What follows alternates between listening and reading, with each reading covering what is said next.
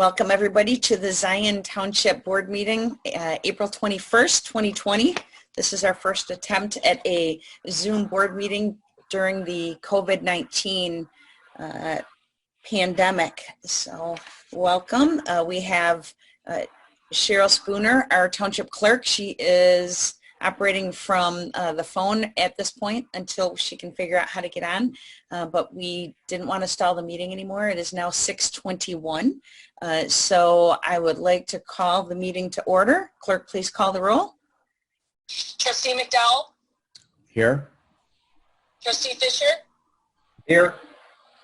Trustee Holmes? Here. Trustee Frierson? Here. Chairman Neal? Here. And just for the trustees that are on the call, if one of the things that I just recently learned is that if you put yourselves on mute and then if you just tap on the hold the space bar down, it will unmute you while you talk, and then you can lift up and instead of constantly hitting mute, unmute if you like.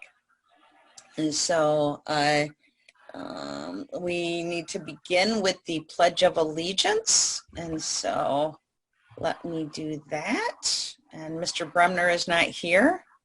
So we will just do that. I pledge allegiance to the flag of the United States of America and to the republic for which it stands, one nation, under God, indivisible, with liberty and justice for all. Thank you very much. Next item on the agenda is agenda changes. We don't have any this evening. So the next item on the agenda is item 5, approve the minutes of the regular meeting held March 17th, 2020 at 6:15 p.m. Is there a motion? Make a motion to approve. Is there a second? Second. Motion and a second by Trustee Fisher. Any discussion? Clerk, please call the roll. Trustee McDowell? Aye. Trustee Fisher? Aye. Trustee Holmes? Aye. Trustee Frierson? Aye. Chairman Neal? Aye.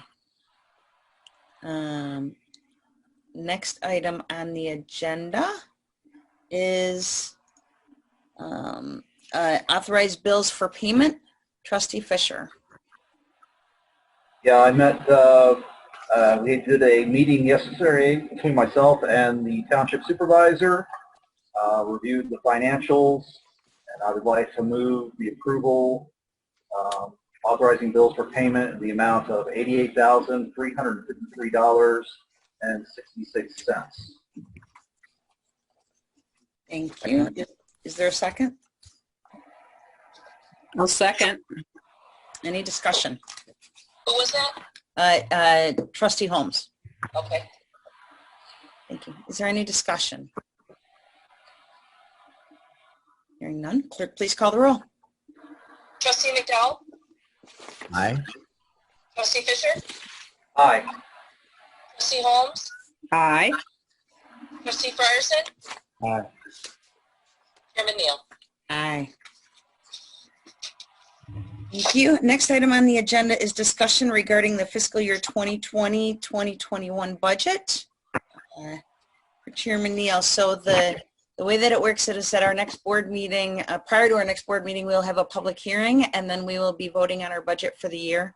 It's really grateful for the time period of all of this to be able to take a harder look with COVID-19 of the things that are going on and the things that we need to do.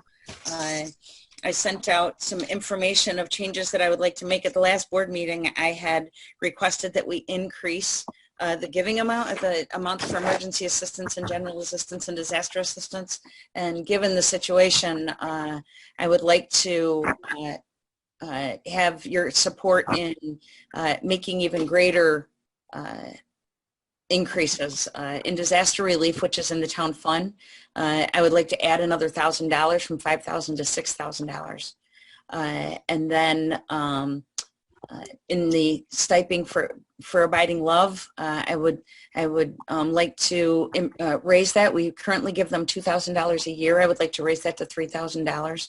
the amount of food that they're giving out and the work that they're doing is huge, and they're able to get a lot of the items that are fruits and veggies and some of those things for very reasonable, but some of the staples they're having to purchase.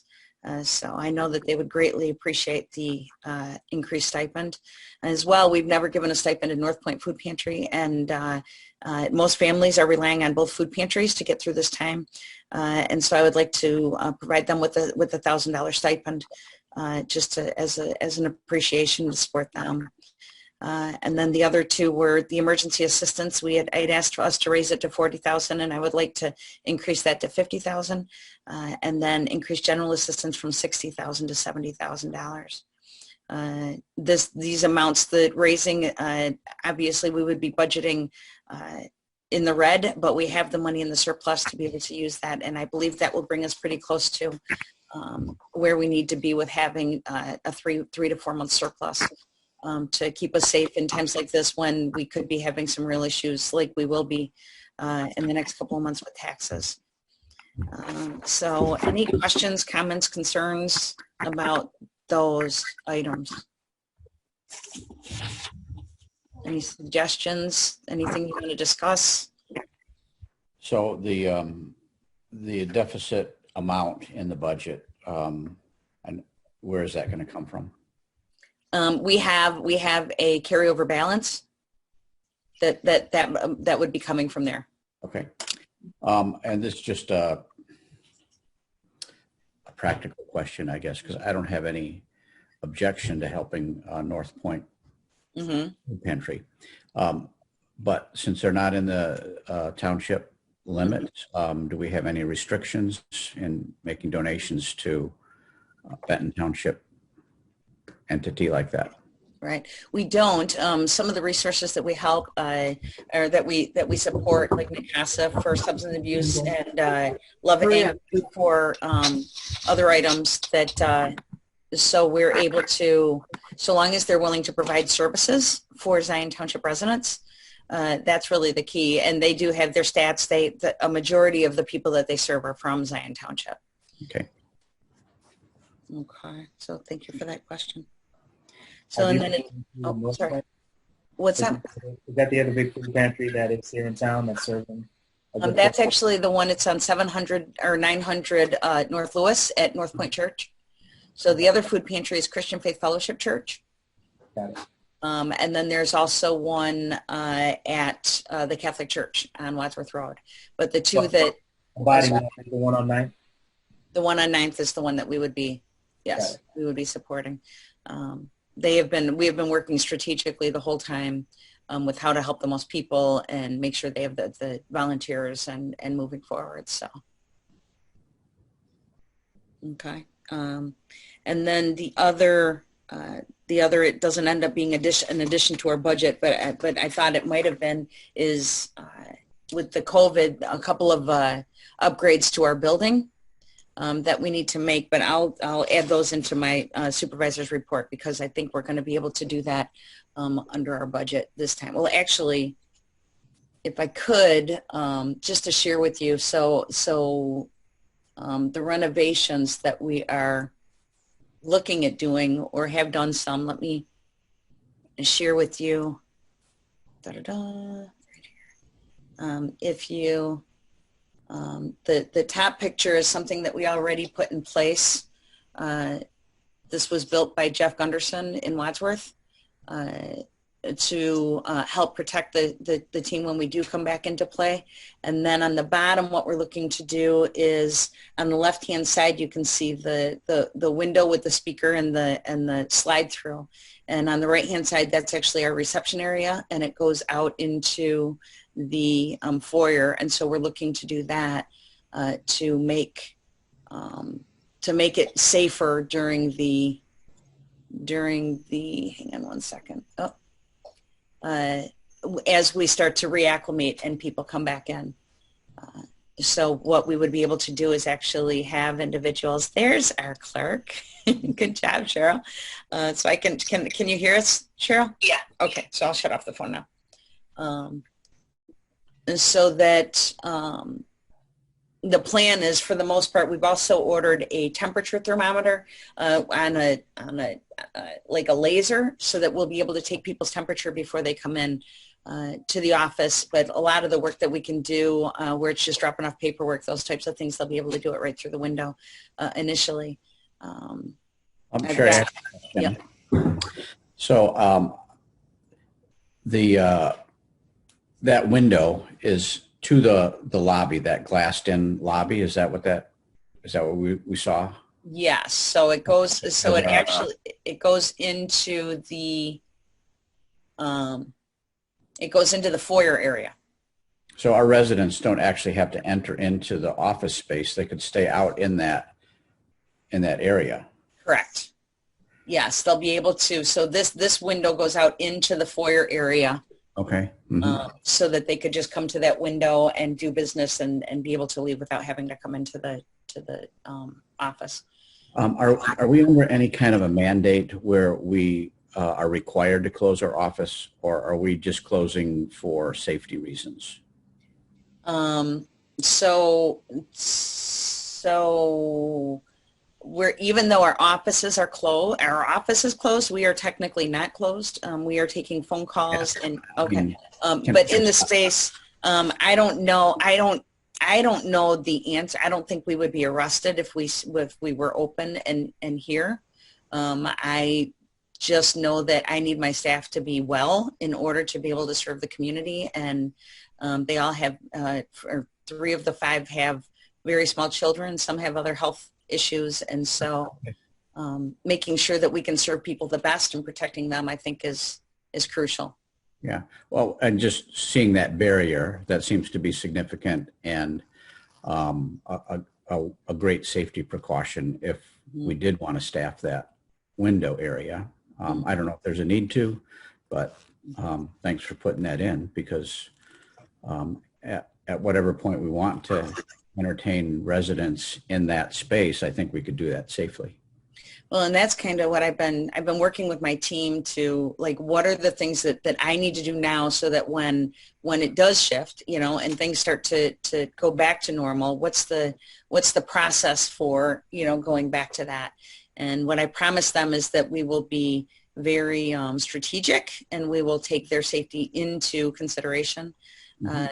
And, take into consideration with the residents. What I really appreciate about this period of time is, for quite a while, we have wanted to expand to be able to help people that can't come into the office. There's people that are working 3 jobs and they desperately need help, and they couldn't get into the office. Where now, by doing FaceTime appointments and, people can take, we've got Sandra, our business manager, is making fillable applications so that they can fill in everything online, send it in. We have a form that says that they authorize us to sign for them, that they just put their name in, so that we can cover all those things. So I think that we'll never be the same again, right? That we will always make available to people to do it that way. And initially, it's our hope that we will continue that substantially until the risk is really reduced substantially. And then doing, what we can. We've talked about, we have an office that we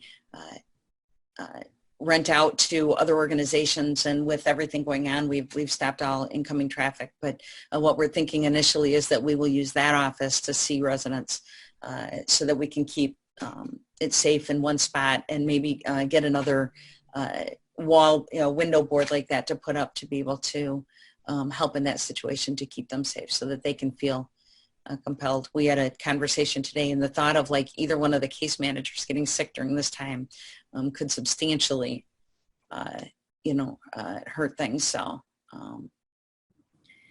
Okay, thanks. Yeah. Thank you. Yep. Any other questions or anything about any of those? So, so just to share as well, the other piece to that I've been working on is the door coming into the township office. I wanted to put a buzzer so that if somebody came to the window and they needed to come in, we took their temperature, and then they want to come in, that Grace could just push a buzzer and the door would unlock for them to be able to come in. We've talked about this for quite a while. We've had a couple of situations where we had mentally unstable, highly irate individuals that my staff was not feeling safe at all with. And actually in both of those situations, the individuals ended up getting arrested because they had warrants and other outstanding things. But they have asked over the years if there's a way to make it just so that if there were a situation like that, that they could just change it up and be able to, lock the door and have people come in and still be able to serve. So I got a quote so the quote for the window, to have the window refabricated, to have the speak into, and then the underpass is $1,650 to be able to do that work. They would replace that whole plate of glass with that system, and that's JB glass. And then to do the door, and what I asked is that we could get the back door and the front door both so that she could buzz in. So especially if there was a situation where we needed to have the police come in from the back door so that she could buzz instead of doing that. And doing that work, to have each of those doors, they would have to run electric to the front door, not to the back door. The back door already has electric, but that quote to just do that work is $4,001. And so then the other thing that I had talked to them about was doing wireless key fabs, just to have panic buttons in case we ever needed those. And to do that, and I'm hoping you guys have some other alternative thoughts on that, because that cost was $2,721 and then $30 a month for a service that they have. And so this is the very first that I've looked into this for that work. But so if anybody has any, these are the first quotes that I got on this. So if anybody has any ideas or suggestions moving forward, I'd love to work with you to get that done. You're muted, Mike. Is that a electronic magnetic type door, or is it a magnetic? It is British installed 2-channel wireless receivers, 2-button wireless transmitters, door strikes, armored door loop, power supply, wires, conduit, wire mold, back boxes for the working system, wireless buttons for door release. Yeah, okay, it sounds like a latch. You could check with Hucker Electric. They installed a magnetic type system on one of our doors, and it works nicely. Excellent, okay. I mean, if you want to get another quote. Yes, I do. They do that. Excellent, thank you. And then I don't know of other opportunities for having, just a panic button that connects to the police department. If anything that you do like that, if there is a monthly service fee or whatever, to have that kind of a program. If so, then I might. ADS does that, but yeah, it costs money. It does, it's a monthly cost. Cheryl, did you have a question? Okay, good. Okay, so yeah, so I'll go a little bit slower on that. The actual buzzer, right, for the door is the primary, and then looking at maybe opportunities for the other down the line, or if we just use cell phones, which are cheaper than than having a system in place. So, okay. I think that is all that I have for the budget. Just making sure. Okay, yeah, yep, that's all I had. All right, any other questions, concerns, comments, suggestions for the budget? Okay, moving on to the assessor's report. I believe you guys got one as well from Larry's office. Looking for here it is. The assessor's report, Larry couldn't make it tonight, our assessor, but he said the Zion Township Assessor's Office is not open to the public, but an employee is in the office Monday through Friday from 8:30 to 4:30 p.m.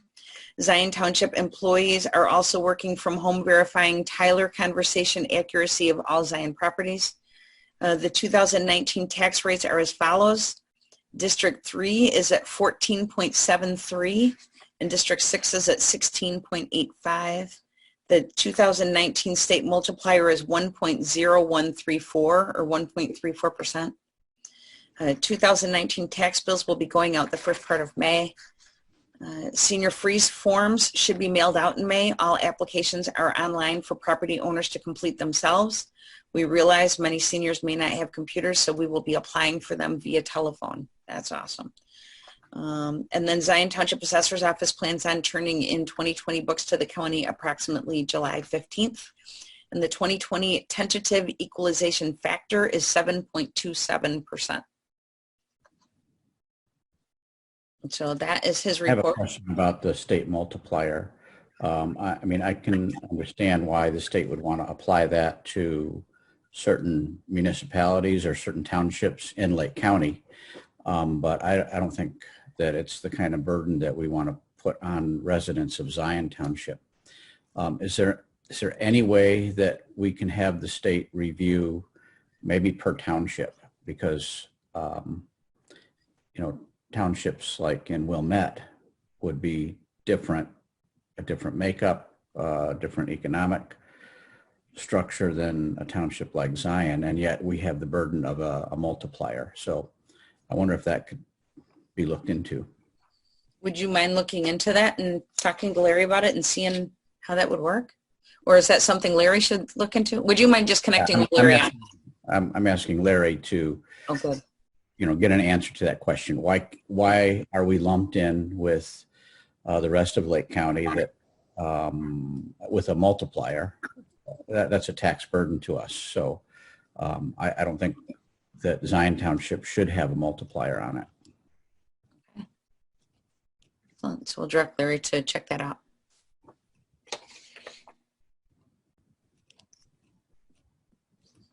Okay. Is there anything else for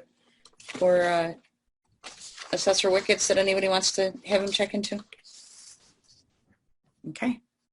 So moving on, Supervisors Report announcements. On our website will be the monthly report that we put out each month with the information on services that we've provided. Just to scroll down, LAHEAP obviously has been suspended at Zion Township, but Community Action Partnership is still doing applications over the phone. Individuals can call them at 847-249-4330 to do a LAHEAP application still. We're hoping it will be extended. We're not sure what's actually going to be happening, so we're waiting to see that. The Job Center summer work program may be suspended for 2020. We're waiting to hear from the Job Center. I had a conversation with my staff today about what we're thinking with the summer work program, and we're going to have one more conversation. But with the amount of emergency assistance and general assistance that we are very confident we are going to have over the summer, we are thinking that it would be prudent for us to, for safety reasons and because there's just not enough bandwidth for our team to have the summer work program as much as it kills us. So Sandra cried when we had to cancel Senior Resource Day, and Adriana is that's her baby with summer work program. But we just don't see how we can be able to rush and be able to schedule and do all of that for the summer and deal with the concerns for health and welfare of the students being in the vans. So yeah, we haven't made a final decision, but that's the way we're leaning towards. On a good note, so what I've been focusing on the last couple of weeks is recognizing that when this breaks, we are going to have so many families, and the most that Zion Township can help with is $400, and $400 is not very much money to be able to help with some substantial bills. So what I've been doing is working on creating partnerships with different organizations. The United Way and different organizations are giving grants to like 10 or 12 different organizations. And the way it works right now is somebody would come to Zion Township. We would say that we can help with the last 400. And then we would give them the list of the other agencies that have funding. Then they have to call and they have to go to them. And we let them know, when you get it, it's just going to be too much for people. People are going to be so overwhelmed by it. So what we've been working on is a strategic partnership with Community Action Partnership of Lake County. And just to give them a huge shout out, they are actually doing a training on Thursday for case managers across every township in Lake County on Thursday for us to be able to go in and enter the information into their system.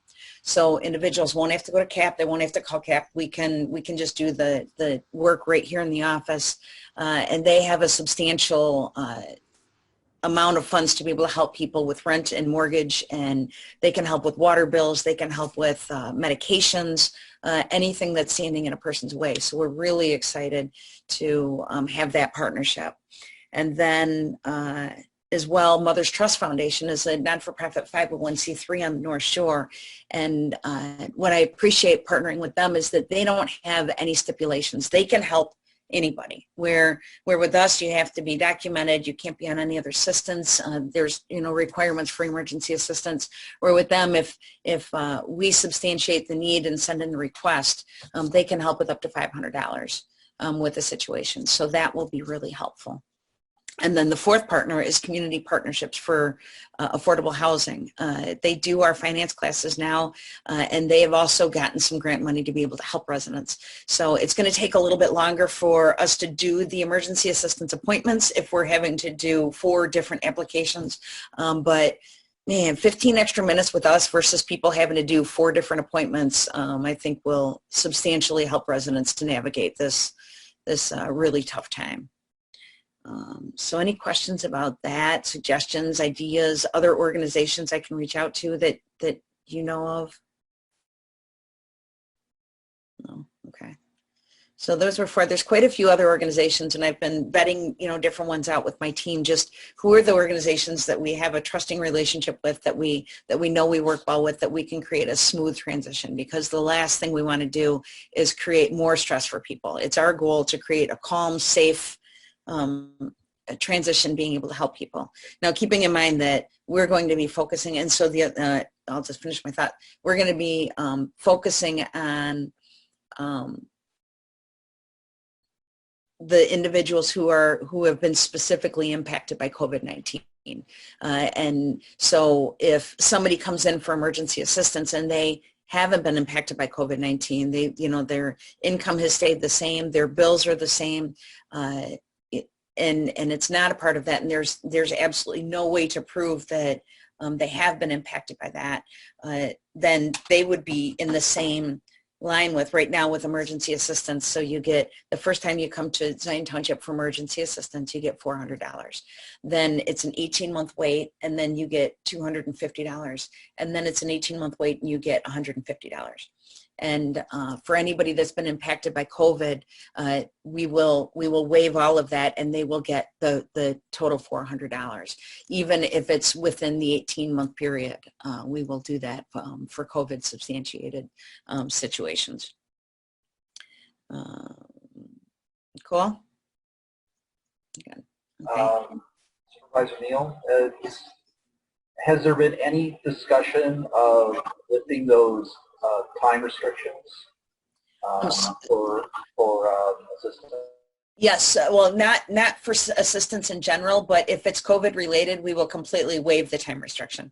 But otherwise, it's an opportunity to be able to help more people in a year-to-year time period to stretch it out. Because otherwise, some individuals, they would be coming back on a regular basis, or they would use up their that within as quickly as they could. So it's a way to just stretch it out and help more people and help individuals to find other resources. And an individual, if they, anybody that comes to us for emergency assistance, they have to do a finance class, financial capabilities class, and Community Action Partnership of Lake County affordable housing, Community Partnerships for Affordable Housing of Lake County.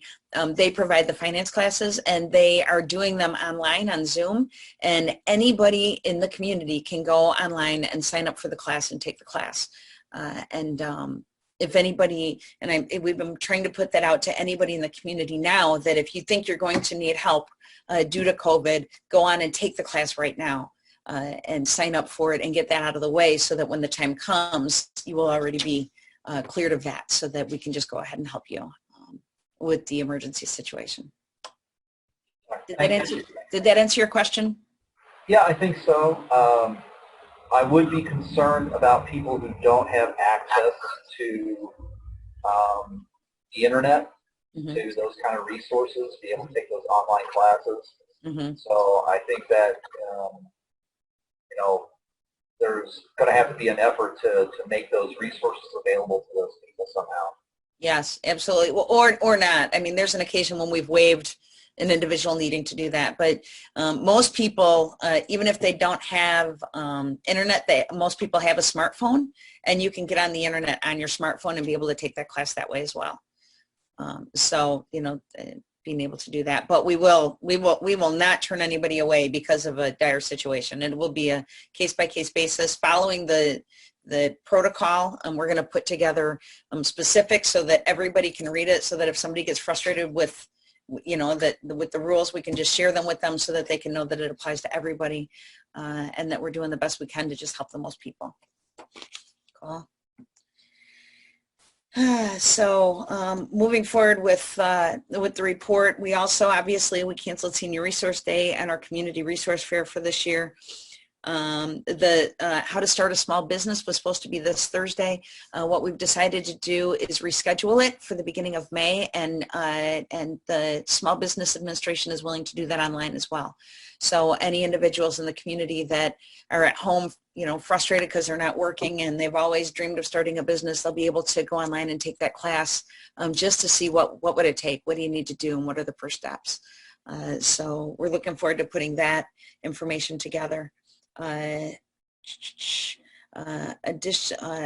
other thing, the ZB Quarterly, that is going to it's on track to go out June 1st. We had a meeting and trying to decide what we should be even putting in it. Should we even do it? And what the group agreed with was that it's really crucial. There's some people that don't have access to internet, and them getting that, we think, will be just a grounding, a help for them to get some information from each of the agencies. We've reached out to the Lake County Health Department. They are going to have 2 pages in the ZB Quarterly. We're going to put those right in the beginning that has information about COVID and some of the other things, assistance that the Lake County Health Department is offering, as well as we're going to have a page with the 211 to share with people to be able to access that. So it's going to be really late on the calendar items because we don't know, right, what we can have or not, but we'll put what we can in there.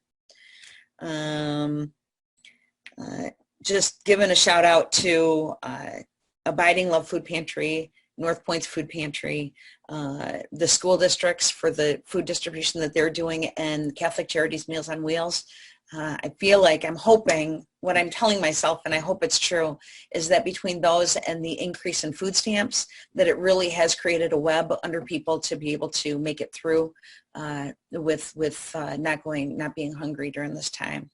I had a call from an organization in Kenosha that was looking to do a major food distribution. They've done it a couple of times at Journey Church in Kenosha, and they were looking to do that. And so I connected them with Dr. Chris Clark at the high school because they thought that would be the best location to be able to do something like that. And so I connected them, and we'll see where that goes. But I left that with them. Just look over. So just so that everybody knows, so I have myself and then a staff of 4, 3 full-time, 1 part-time. Everybody is working from home. Grace, our administrative assistant, took her computer home, and then Adriana, she has a laptop from the office that she's working off of, and then Sandra brought her laptop home as well, and then Amy, our part-time person, she's coming in on Tuesdays and Thursdays to do her work here, and working as a liaison with Adriana to when clients need to come and pick something up, or Amy's dropping things off at their house or doing whatever we need to do with that. So from the day that we started working from home on March 23rd until Friday, we had 245 calls from individuals, the majority of those looking for assistance. And as well, we are translating all of our applications and information into Spanish. We're working on that. The Zinnia packets are being put together. Phone calls, we're getting ready to start calling the seniors just to check on them, and then we're going to be moving into the summer work program families to see and let them know about the services that we'll be providing, and then we'll also be calling emergency assistance past recipients so that they can also know that that the timeline is not going to be held if they're being impacted by COVID. So let's see, we've got that. Changes of that. We all know the annual township meeting will be rescheduled for whenever this is over. And a couple of other things, just so everybody knows, we have zinnias. This is just a small portion of the zinnias that we have. So we've got seeds, we've got seeds, we've got seeds. We will be working on a strategy to be able to get those to residents. Right now, if you call the township or email the township, we will mail them out to you. And we're going to be meeting, the Zinnia Committee is going to be meeting to put together a strategy to help residents in the month of May get those. You don't plant them until like the last week of May because they will probably not live. So we're kind of holding off because a lot of people last year planted them in April on a really nice day, and then they didn't understand why they didn't come up. So we're trying to hold off. So if they're not in their hands, then maybe they will not plant them. But we really hope that the entire board and everybody in the community will continue the effort to make the Zinnia the Zion flower and make Zion the Zinnia capital. That's our goal this year. If we do end up having Jubilee Days, Labor Day weekend, we are also looking to kick off our very first Zinnia Festival on the Saturday of Jubilee Days. So we met with the Jubilee Days committee, and they agreed to that. So we'll wait to see, if we what's going to be going on with that. And then the other thing, just to remind people, Zion Together. So this is the sign that is a prototype from the city. Anybody that wants to go on ziontogether.com and look at the Zion Together Love Thy Neighborhood initiative, your neighborhood will get one of those signs. And there's things that you can be doing even if you can't get together as a neighborhood. You can do Zoom calls. There's different ways that you can be getting to know your neighbors and making this the community that a lot of us hope it could be. So I encourage you to do that. If you have any questions about that at all, reach out to the township and we would love to share that. So I think, and just one other thing, Dr. Chris Clark reached out from the high school and she asked, there's a whole lot of ideas and things that are going around for the graduating seniors that people want to do to celebrate them. And what she asked is to have people please reach out to the high school first. They are trying to put together a well thought out strategy to really celebrate the kids, and they want to keep it organized instead of, just all kinds of different things going on to organize that. So please reach out to Dr. Clark if you have any ideas about something that you'd like to do for them. So I think that is all I have. Is there anything else to come before the board? That was enough. That's going to say thank you. Thanks very much for organizing this one. Yes, thank you. For all of us, I think. Yeah. This is great. Yeah, excellent. Well, at first I thought, we could probably have the board meeting. I thought, one, there's individuals that would come out for it, so that's not like the smartest thing to do for that. And two, it gives us an opportunity to try it. They passed a law that said we could. Let's try it so that we know in the future if it'll work. And so everybody, this works I'm sure we're still going to be in this in the May meeting. We'll hold the same type of space for the May meeting if everybody's okay with that. Yeah, the same number of people came to it, so I think right? That's not true. We're missing 4 regulars. So I just want to say thank you. I'm just going to say I'm hoping I'll have fewer distractions, because having an 8-year-old and a 4-year-old Labrador, I'm taking the meeting from the bathroom. So hopefully it'll be less distractions next time. You do what you got to do, right? Oh, that's so funny. God bless you. So thanks to our visitors. Sandra Usher has been live on the video. She is the business manager in Township. She was actually the brainchild that came up with making the window that's already in place into the where people can speak out of, instead of we were originally figuring out how we could like screen in the whole lobby, and she knows me and knows that like that would have, I mean, I cry with that because I hate having barriers between people, but I know that we have to be safe first. So thank you. She's also the coordinator for the ZB Quarterly. So working hard, very hard. So Thank you so much, Sandra. Yeah. Shout out for Sandra. So, and thank you for joining us, Surya Latif, who is a library board member and resident. So thanks for being here too. So yes, didn't she took your position, didn't she? Yes, she did. Your position, yeah. So on the library board. So yes. Thank you for having me. Thank you. Yes, you're welcome. So if there's anything else, call for an adjourn. Clerk, please, did we already do that? Clerk, please call the roll. You didn't have a motion. Oh, is there a motion to adjourn? I'll move to adjourn. Second. Motion is second. Any discussion? Clerk, please call the roll. Commissioner Mc. Aye.